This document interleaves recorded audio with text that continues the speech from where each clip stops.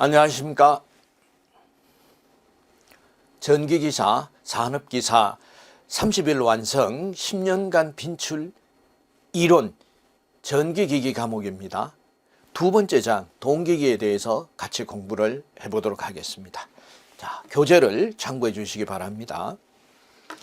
자, 첫 번째 동기발전기, 동기발전기에 대해서 알아보도록 하겠습니다. 먼저 동기기는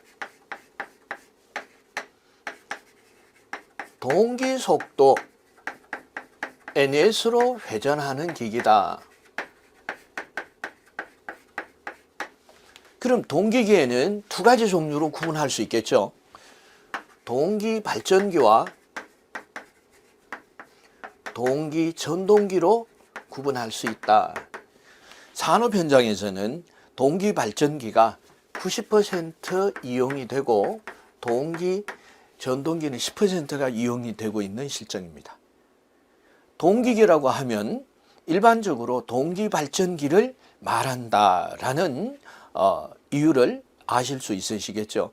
그러나 동기전동기가 아주 중요한 역할을 하고 있기 때문에 공부를 하시는 데 있어서도 절대로 제외해서는 안 된다라는 것을 말씀을 드리면서 동기발전기에 대해서 먼저 공부를 하도록 하겠습니다.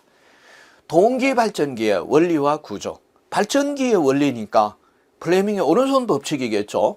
플레밍의 오른손 법칙은 첫 번째, 자기장 내에 도선을 설치하고, 세 번째, 이 도선을 이동시키니까 기계적으로 X와 X축으로 고정이 되어 있는 도선, 즉 전기자를 이동시킨다. 그럼 회전하게 되겠죠. 회전을 시키니까 유도기전력, 이가 발전이 되더라라는 겁니다. 그리고 이 유도기전력은 BVL 사인 세타 볼트와 같다 하는 것이 플레밍의 오른손 법칙이죠. 그렇다면은 유도기전력과 자기장, 그리고 이 속도, 벨라시티가 속도죠. 볼테이지 전압이 아니라 속도다라는 거 다 아시고 계시죠. 그래서 오른손 엄지와 검지, 중지를 90도가 되도록 펼치고 1번, 2번, 3번 손가락의 방향이 먼저 유도 기전력의 방향이 3번 손가락, 중지 손가락 방향이죠.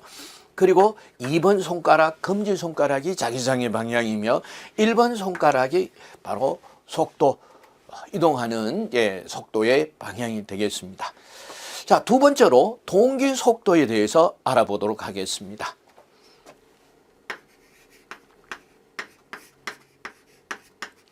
동기 속도 NS는 P분의 120 곱하기 F로 구할 수 있겠죠. 자, P는 극수를 말합니다. F는 주파수겠죠. 자, 따라서 2극 60Hz라고 한다면은 3600rpm. 회전 기기가 회전 속도의 기본 단위는 분당 회전수의 rpm이다라는 것을 또 아실 수 있으시겠죠. 그리고 4극 60Hz일 때는 1800 rpm이다. 꼭 기억을 하셔야 됩니다. 그래서 동기속도 NS다 라고 했을 때 먼저 동기속도의 식 P분의 120F, 그리고 2극 60Hz일 때는 3600rpm, 4극 60Hz일 때는 1800rpm이고 4극 60Hz가 가장 일반적으로 사용이 되고 있다, 표준형이다 라고 기억하실 수 있으셔야 되겠습니다. 따라서 동기기는 동기속도를 잘 기억하고 계시느냐 하는 것이 그 시작이고 입문이 되겠습니다. 뿐만 아니라 유도기의 기본이 된다 하는 것을 꼭 기억을 하시고 암기를 하셔야 되겠습니다. 다음 동기발전기의 구조에 대해서 알아보도록 하겠습니다.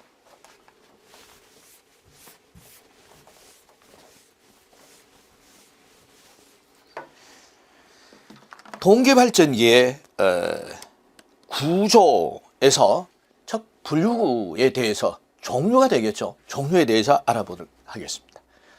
종류는 회전자에 따라서 종류가 됩니다. 나눌 수가 있습니다. 그래서 첫 번째 회전자에 의한 분류. 회전을 하는 회전자가 어떤 것이냐. 다시 말씀드리면은 자, 어떤 것이 회전을 하느냐에 따라서 구분을 할 수 있다라고 말씀드릴 수 있겠죠. 두 번째는 원동기가 되겠습니다.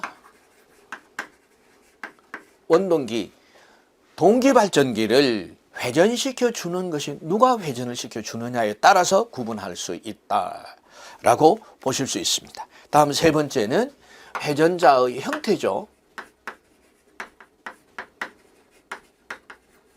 자, 회전자가 어떻게 생겼느냐에 따라서 구분할 수 있다. 이렇게 동기발전기는 회전자에 따라서 구분할 수가 있고 원동기에 따라서 구분할 수 있고 회전자의 모양에 따라서 구분할 수 있다라고 기억을 하시면 되겠습니다. 먼저 회전자에 의한 구분에 대해서 알아보도록 하겠습니다. 자, 교재에 잘 나와 있죠. 첫째, 회전자에 의한 분류.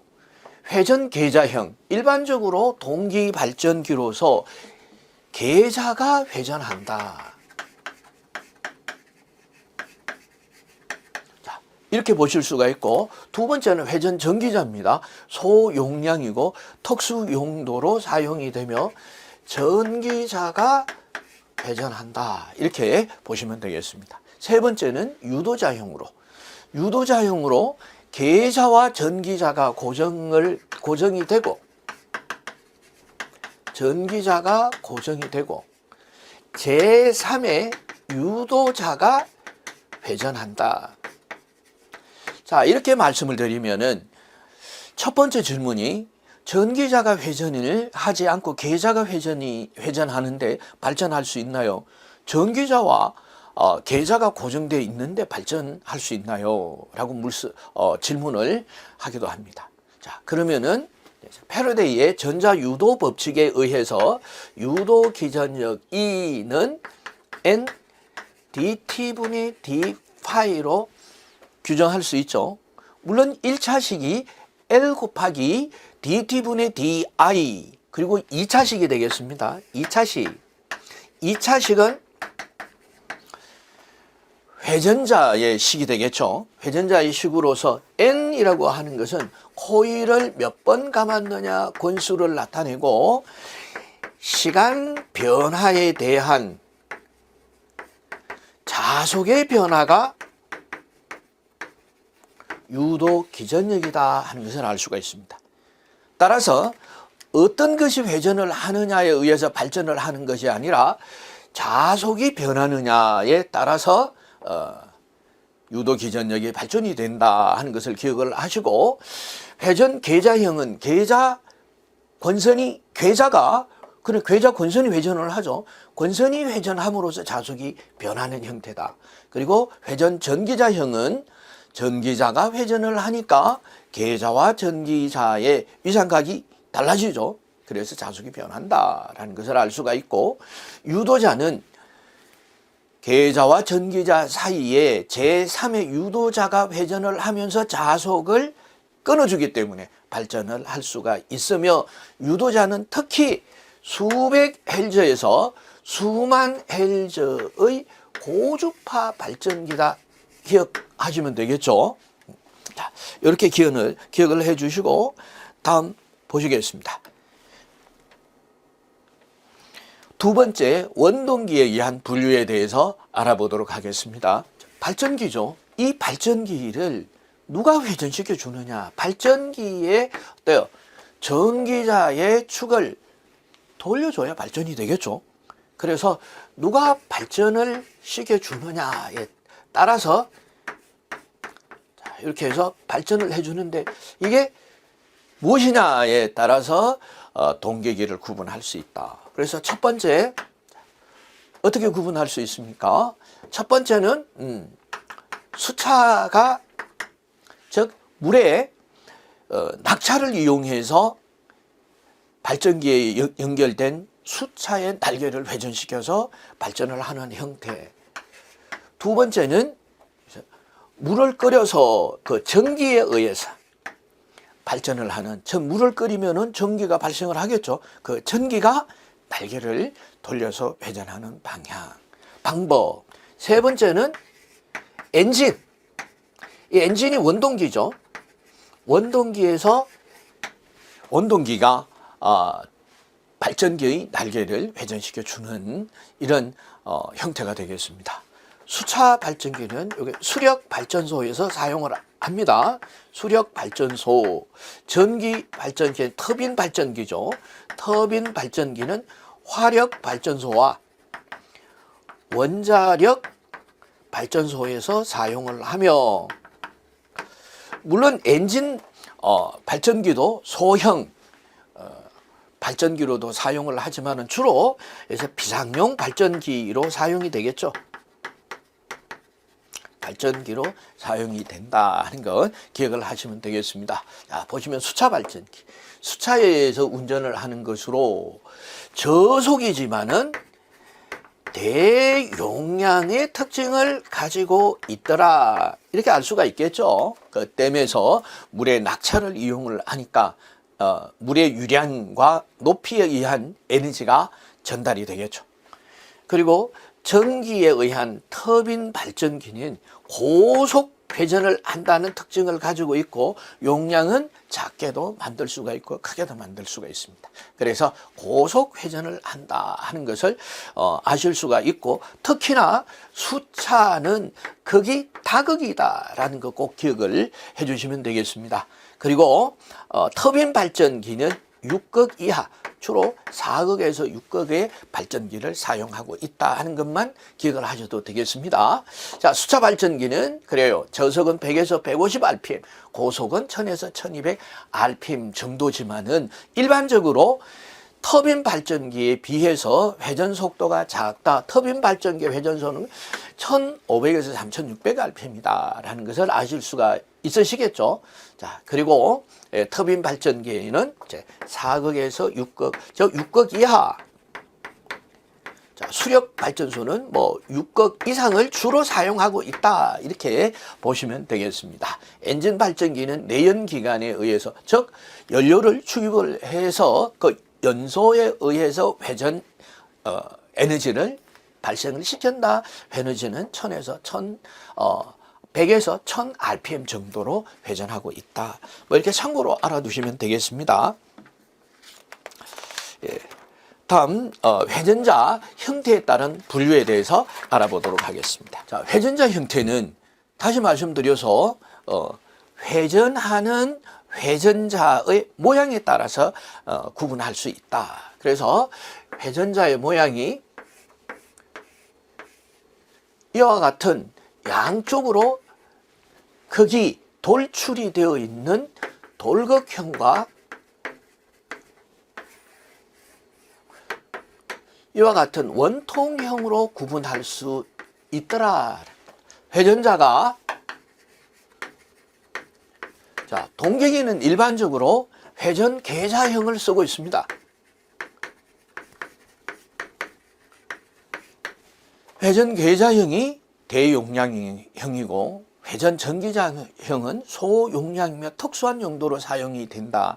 그래서 일반적으로 상용 전원을 발전을 하는 동기기는 회전 계좌형을 사용하고 있다라고 기억을 하시면 되겠고, 그 회전자, 즉 계좌의 모양에 따라서 이와 같이 극이 돌출이 되어 있는 것은 돌극형, 그리고 원통처럼 생긴 것은 원통형으로 분류가 된다. 즉 비돌극형, 이렇게 구분하시면 되겠죠.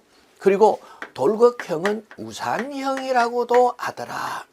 뭐 여러 가지 비유를 하실 수 있습니다만 가장 쉽게 저는 이렇게 비유를 해볼 수 있겠습니다. 그래서 노란색이 우산 모양을 닮았더라 해서 가볍게 우산형은 돌극형, 돌극형은 우산형 발전기라고 할 수 있습니다. 그래서 돌극형은 그래서 저속, 대용량 특징이 있고 원통형은 고속형으로 운용이 되고 있다라는 거 기억을 하실 수 있으시겠죠. 예, 철극형 수차 발전기나 엔진 발전기의 극수는 6극 이상으로 중저속기에 사용이 된다.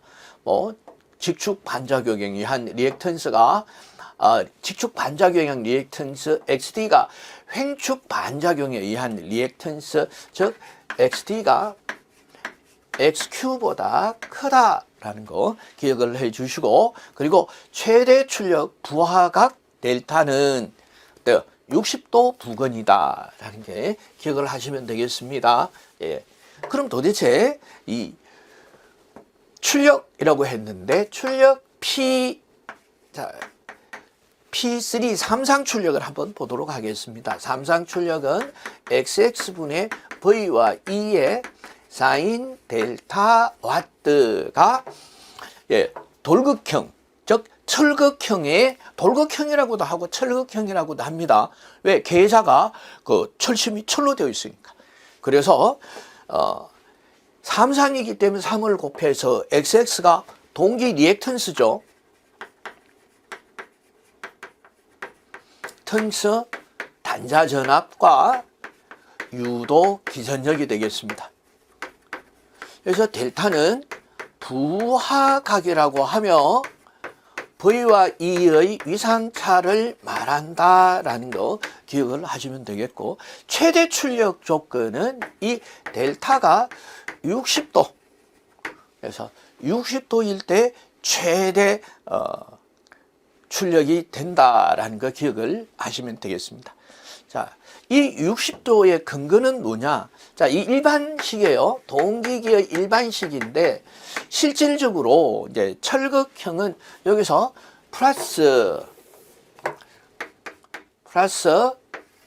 2배의 XD 곱하기 XQ분의 V의 제곱에 XT 마이너스 XQ라고 쌓인 이 델타라는 제2 고조파가 합류가 되기 때문에 90도가 아닌 60도다. 물론 책에도 그림이 그려져 있겠습니다만은, 자, 여기 제2 고조파에 의해서 90도가 아닌 이제 합성파죠. 이제 1고조파, 자기파도 기본파죠. 1고조파와 2고조파의 합성파에 의한 돌극형 출력이다.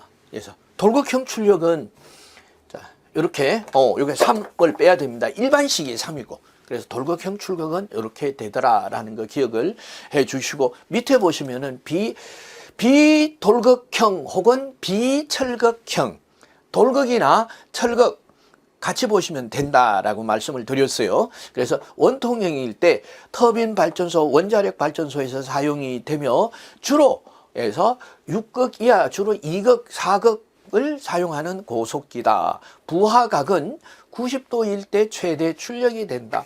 그럼 삼상의 출력은 3배의 XX에서 VE의 사인 델타 와트가 되니까 이 기본파죠. 기본파에 의한 최대의 각이 기본파에서 정연파는 이같이 원점을 지나는 물결파의 모양으로 최대가 되는 각도가 90도니까 90도에서 최대가 된다라는 거 기억을 해 주시고, 자, 4번 보시면은 여자기는 동기기는 계자가 회전을 하며 계자가 자석이 되어야 자속이 나오죠. 자석에 대해서 자속 파이가 발생이 되는데, 이 자석을 만들기 위하여 DC 250V의 전원을 외부에서 인가해 줘야 된다. 그래서 이것을 직류 전원을 외부에서 인가한다고 직류 여자라고 한다는 것을 기억을 해 주시고, 이 직류 여자는 동기기의 단점으로 작용한다는 거 기억을, 특징 중에 단점으로 작용한다 하는 거 기억을 하시면 되겠습니다. 유도 기전력 E는 4.44 kW F 파이 n이 되겠습니다. kw 유도 기전력 E는 4.44 f 파이 n kw 볼트다. 이렇게 기억을 하시면 되겠습니다. 자, 유도 기전력은 어떻게 이 식이 나왔느냐 하는 것은 사실은 모르셔도 되는데 한번 보도록 하겠습니다.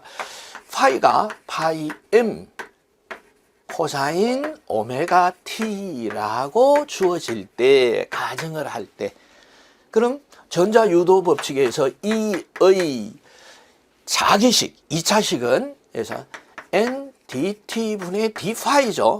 d파이더라.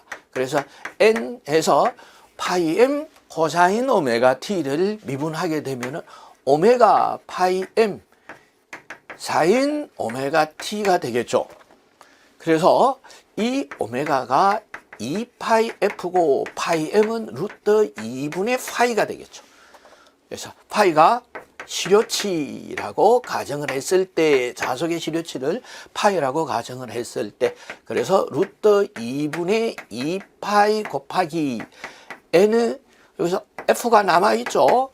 f 그래 파이의 코사인 사인 오메가 t가 되더라. 그래서 루트 2분의 2파이가 4.44다. 그래서 4.44 그리고 f 파이 n에 여기 kw는 권선계수가 되겠습니다. kw는 권선계수로서 그래서 kd와 kp kd가 분포권 계수와 단절권 계수의 곱으로 나타낼 수 있는데 일반적으로는 1인데 만약에 이 권선계수가 주어진다면 0.98로 주어진다면 예를 들어서 0.98을 곱해주시면 되겠죠. 자, 그래서 유도 기전력 E는 4.44 f 파이 n이다. 네, 이렇게 기억을 하시면 되겠습니다. 이 유도 기전력은 동기기, 변압기, 그리고 유도기에 같이 적용이 되니까 교류기에 적용이 되는 교류 유도 기전력이다. 이렇게 기억을 해 주시고, 직류기의 유도 기전력 E는 K파이 N이었죠. K파이 N이었는데 이 N과 요게 N의 차이점은 뭐냐? 같은 N으로 나타내있네 라고 이렇게 또 질문을 하시는 분이 계십니다. 요게 N은 회전수입니다. 회전수 단위는 RPM이겠죠. 저게 N은 권수가 되겠습니다. 권수니까 턴, 이 단위가 되겠습니다. 자, 이렇게 정리를 해주시면 되겠습니다. 다음 전기자 권선법에 대해서 알아보도록 하겠습니다. 동기기는 상용 전원을 발전을 하는 대형 기기가 되겠습니다. 대형 기기다. 그래서 상용 전원을 발전을 하니까 전력의 품질 아주 중요하겠죠. 그래서 전력 품질에서 가장 중요한 것이 고조파가 되겠습니다. 그래서 고조파. 자, 이 고조파란 N 곱하기 F1을 고조파라고 합니다. F1을 기본파, 물론 제1 고조파라고도 할 수 있습니다. 그래서 뭐 어떤 주파수든지 1을 곱하면 자기 주파수가 되겠죠. 자신의 주파수. 그래서 기본파나 제1 고조파가 같은 말이다라는 것을 알 수 있으며, 이와 같이 N을 곱했을 때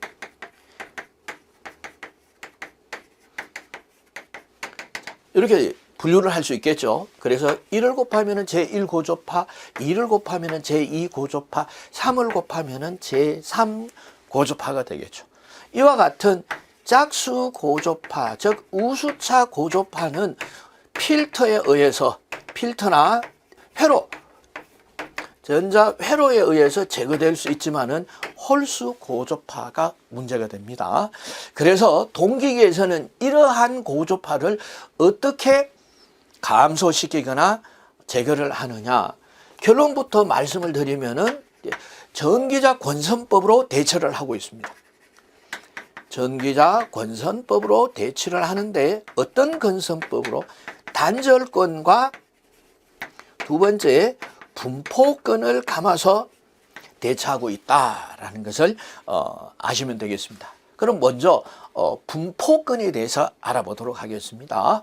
자, 분포권에서 가장 중요한 것은 매극, 매상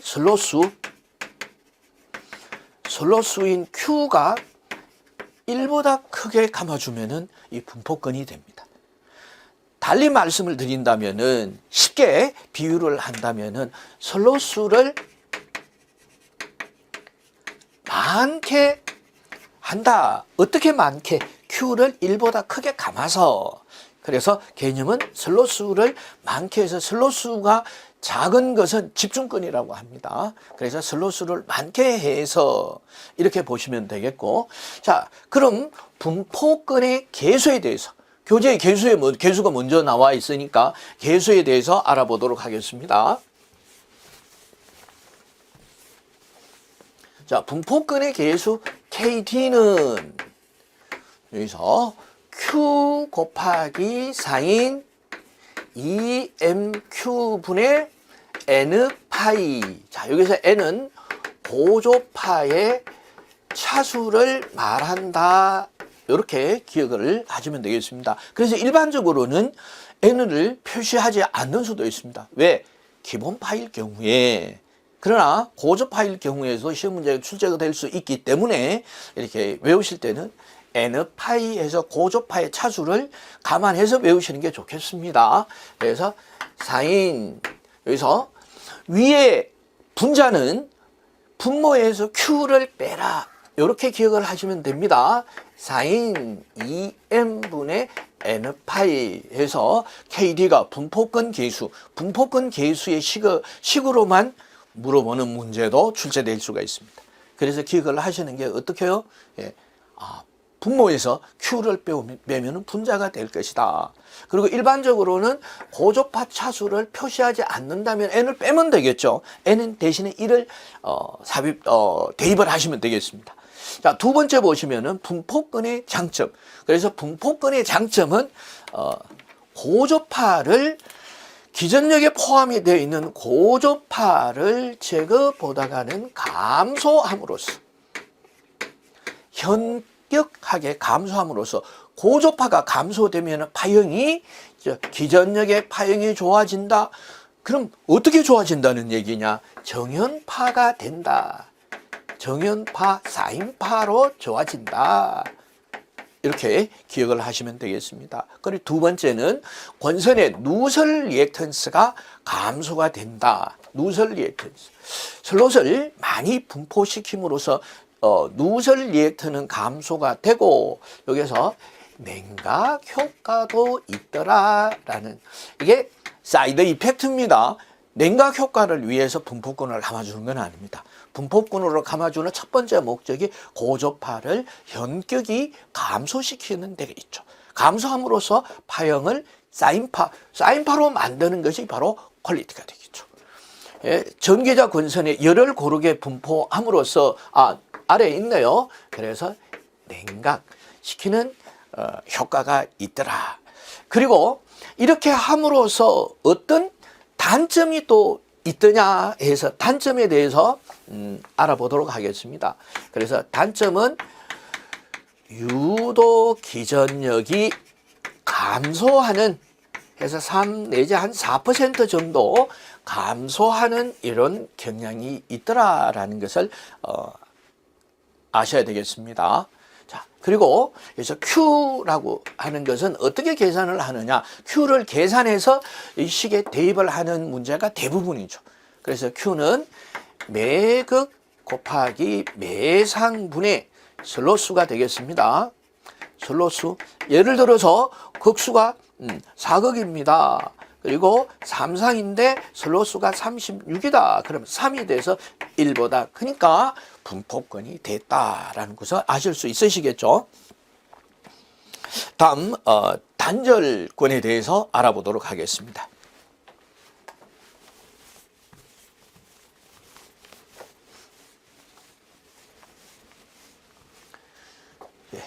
단절권은 단절권 계수부터 먼저 나왔네요. 그래요. 단절권 계수에서 KP는 사인 2분의 베타 파이인데 이게 N 베타 파이 이렇게 기억을 하셔도 좋다라고 말씀을 드렸어요. N은 고주파의 차수죠. 그래서 일반적인 경우에는 N의 1을 대입을 해서 그냥 베타 파이다 이렇게 알아두시면 되겠고, 베타가 뭐냐 해서 극 피치분의 호일 피치죠. 자, 극 피치는 극과 극 사이에 만들어진 슬롯수가 아니라 슬롯과 슬롯 간의 간격수예요. 이 피치가 되겠죠. 슬롯과. 그래서 이 피치라고 하는 것은 마지막 슬롯수, 슬롯 번호 빼기 시작 처음 슬롯 번호, 슬롯 번호 이렇게 해서 구할 수 있으시겠죠. 해서 슬롯 수가 1보다 작을 때 단절권이라고 한다라고 기억을 해 주시고요.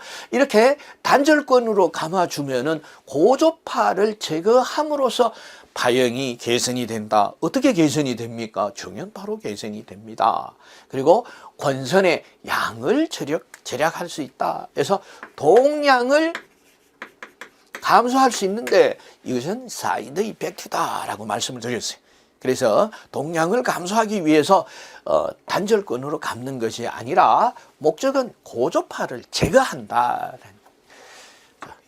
그래서 단절권으로 감는 것은 고조파의 제거를 하는 방법 중에 하나다라는 것도 꼭 명심을 해 두시고, 그럼 단점은 역시 유도 기전력이 감소하는 이런 단점이 있습니다. 같이 기억을 해 두시면 좋겠죠.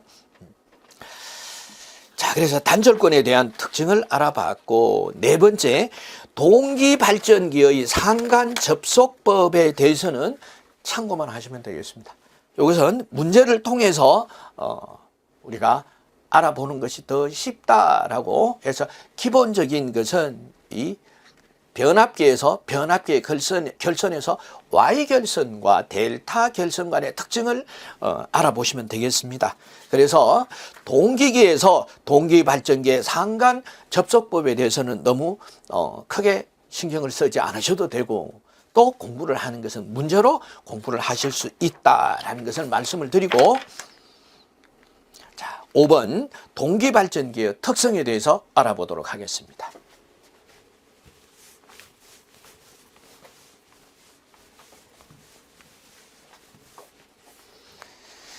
자, 동기발전기의 특성에서 먼저 동기 임피던스에 대해서 알아보도록 하겠습니다. 임피던스란 전류의 흐름을 방해하는 총체적인 것, 이 전류의 흐름을 방해하는 것의 모임을 임피던스라고 합니다. 그래서 R 플러스 JX로 표현할 수가 있겠죠. R은 저항, 전류의 흐름을 방해하는데, 전원이 직류전원이든 교류전원이든 변하지 않는다. 다시 말해서 주파수에 무관하게 전류의 흐름을 방해하는 팩터가 저항이다. 이렇게 기억을 해 주시면 되겠고, 리액턴스란 역시 전류의 흐름을 방해하는데 주파수에 관계가 있다. 비례하는 이런 특징을 가지고 있죠. 비례한다는 것은 반비례라는 의미도 포함되고 있습니다. 비례하거나 반비례하는 특징을 가지고 있다. 비례하는 것이 바로 L 성분이죠. 즉 유도성 성분이고, 반비례하는 것은 용량성 성분이 되겠죠. 그래서 리액턴스는 코일에 의한 리액턴스와 컨덴서에 의한 리액턴스로 또 구분할 수가 있겠죠. 자, 그래서 동기 임피던스 GS는 RA 플러스 JXA로 동기계선 표현이 되더라. 동기 임피던스는 RA 플러스 JXX로 표현이 되는데, 이 XX를 동기 리액턴스라고 한다. 리액턴스라고 하며 일반적으로는 XX가 저항보다가 크기 때문에 저항을 무시한다.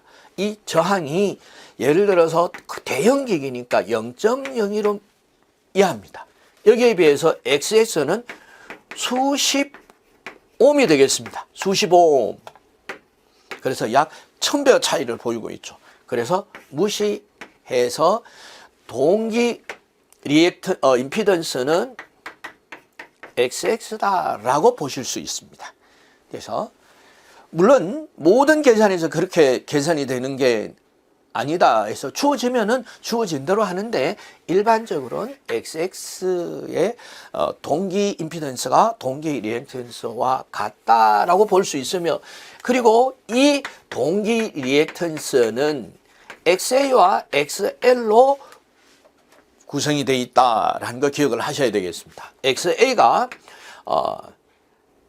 전기자 반작용에 의한 리액턴스다라는 거 기억을 하셔야 되겠고, XL이 누설 리액턴스다.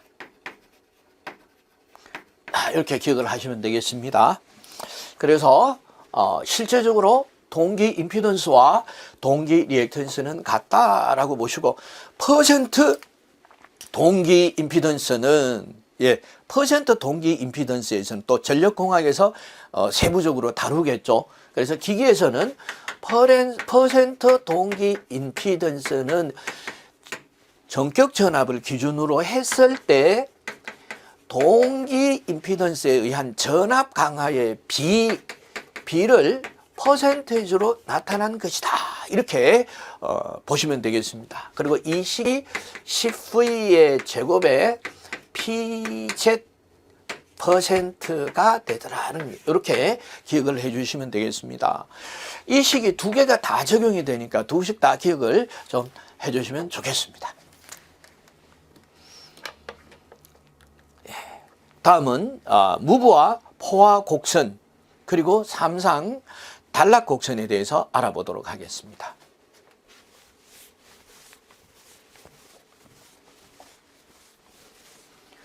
자, 무브와 포화 곡선은 어떤 관계냐? 가로축의 계좌 전류를, 가로축이죠. 요 가로축의 계좌 전류를 세로축의 전압과 전류, 전압으로 나누는 것이 아니라 이렇게 표현하면 오해의 소지가 있으니까 전압 또는 전류를 나타내는 축이다. 이것을 무브와 포화 곡선, 삼상 단락 곡선, 즉 계좌 전류를 증가시키니까 전압이 증가하더라라는 겁니다. 이렇게 전압이 증가하다가 일정 전압에서는 일정적인 계좌 전류를 초과할 때부터는 비례적으로 증가하는 것이 아니라 포화가 되더라라는 거죠. 그래서 여기서 무부하 포화 곡선이 되겠습니다. 포화 곡선이고 원인은 철심의 자기 포화가 원인이 되겠죠. 철심의 면적이 한정이 되어 있기 때문에 계좌 전류를 늘린다고 해서 철심에서 무한대의 자속이 발전이 되는 건 아니겠죠. 자, 그래서 원래는 이렇게 직선적으로 계좌 전류를 증가함에 따라서 이 전압이 증가해야 되는데, 왜? 이는 4.44F 파이 N 볼트죠. 그래서 자속이 증가하면은 자속은 IF죠. IF를 증가시키면은 자속이 증가하겠죠. 증가함으로써 이 전압이 같이 증가해 줘야 되는데 일정 전압에 대해서는 더 이상 증가하지 않더라. 포화가 되더라. 원인이 철심의 자기 포화다라는 것을 기억을 해 주시고, 자, 그런데 이와 같이 자속이 포화가 되지 않고 직선을 보이는 것은 단락곡선입니다. 단락곡선. 자, 단락이 됐을 때 IS, 즉 단락 전류가 급격히 증가함으로써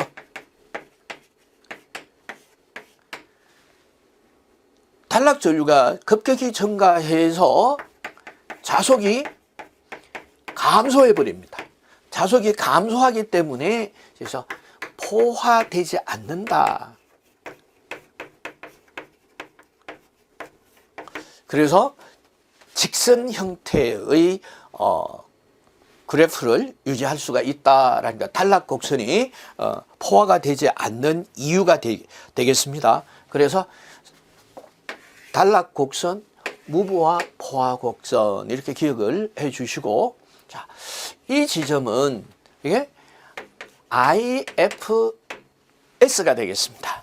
자, IFS 보시면은 전격 전류와 같은 단락 전류를 흘리는데, 그래서 요거는 전격 전류와 같은 단락 전류를 흘리는데 필요한 계좌 전류입니다. 여기에 필요한 계좌 전류를 IFS.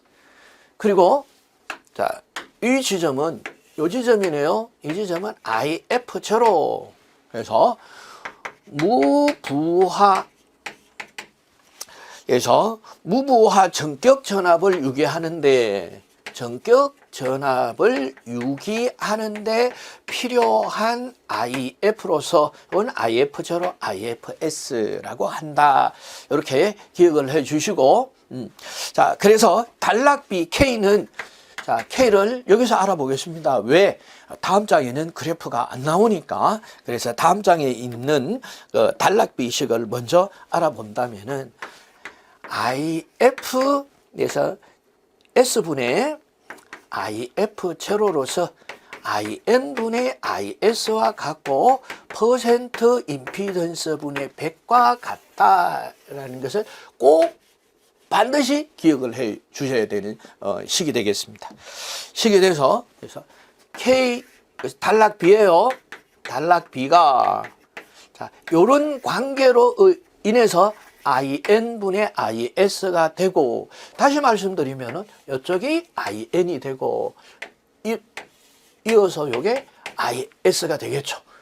이게 V0가 되고, 이와 같은 곡선에 의해서 이 단락비의 식이 만들어지더라. 퍼센트 임피던스 분의 100이 된다. 꼭 기억을 하셔야 되겠습니다. 자, 여기서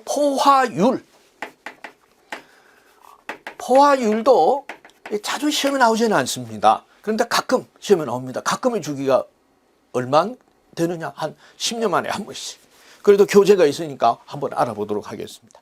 그래서 비례 구간 분의 포화 구간을 나타낸다. 이렇게 보시면 되겠습니다.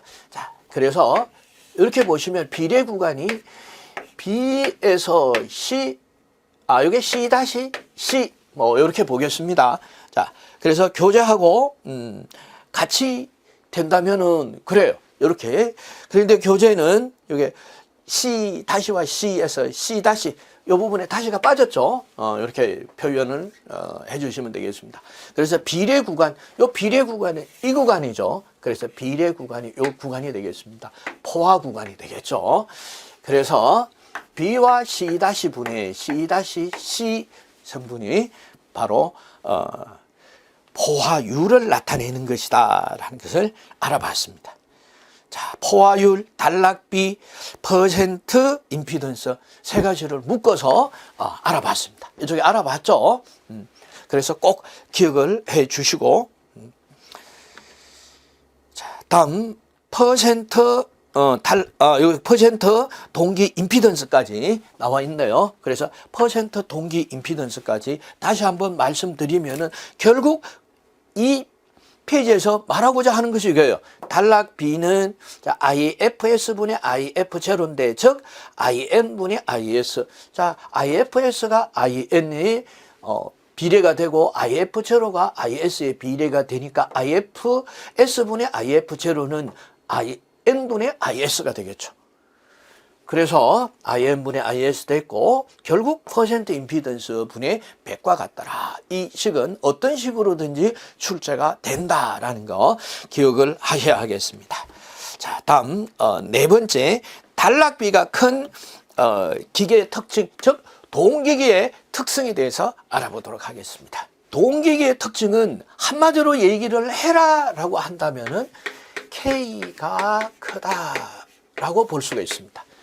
그래서 단락비가 큰 것이 동기계의 특징이다라고 이렇게 보시면 되겠고, 동기계가 큰 단락비가 큰 동기계는 첫 번째 동기 임피던스가 작다. 그래서 동기 임피던스가 작다. 퍼센트 임피던스가 작다. 이렇게 보시면 되겠습니다. 그리고 두 번째는 전기자 반작용이 작다. 이렇게 보시게 되겠고, 세 번째가 전압 변동률입니다. 전압 변동률은 일반적으로 입실론으로 나타내죠. 작다. 그래서 어떻게 해요? 안정도가 높다. 이렇게 보시면 되겠습니다. 그리고 네 번째, 과부하 내량이 크고 안정도가 좋다. 자, 이것이 바로 안정도 향상 대책이기도 하죠. 안정도가 좋게 하려면은 K를 크게 하고 동기 임피던스를, 즉 퍼센트 임피던스를 작게 하고 전기자 반작용이 작게 하고 전압 변동률을 작게 하면 안정도가 커진다라는 것을 기억을 해 주시고, 그리고 기계의 형태에 따라서 중량이 커지고 대형 기기가 많고 그리고 무게가 무겁고 그리고 튼튼하며 가격이 비싼 것이 단점이 되기도 합니다. 자, 일반적으로 직류기의 크기로 본다면은 100배 정도가 된다라는 것 기억을 하시면 되겠습니다. 그리고 고정손이 커서 효율이 상대적으로, 비율이 고정손, 철손, 대형 기기니까 해서 효율이, 그 점에 대해서 효율이 낮다는 것이지 이 전체의 동기기의 효율이 낮다는 표현은 아니다라는 게 이렇게 구분해서 기억을 하시면 되겠습니다. 자, 그럼 동기기 한 상당 출력에 대해서 알아보도록 하겠습니다.